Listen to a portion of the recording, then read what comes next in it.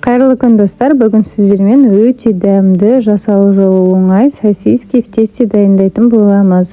Ең алдымен ыдысқа жұмыртқаны салып, үстінен сүтті құямыз, тұзды саламыз. Жақсылап араластырып, разрыхительді ұнды салып, қозғаймыз. Біркелкі масса шығуы қажет.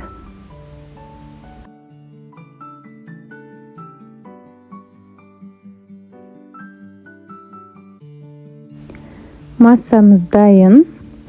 Ал енді сосискаларды ортасынан кесіп шығатын боламыз.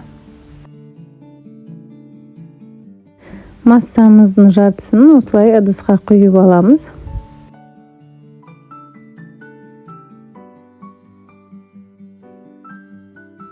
Майды қыздырып, сосискаларды осылай қамырға салып, майға тез-тез пісіріп алатын боламыз.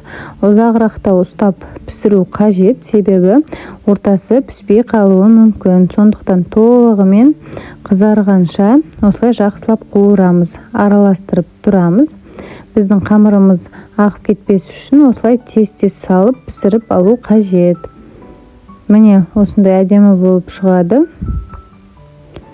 Сонымен міне біздің сосиски в тестеміз дайын. Жасалу жолы өте оңай. Балаларға осылай дайындап берсеңіз, өте күшті болады. Ас болсын.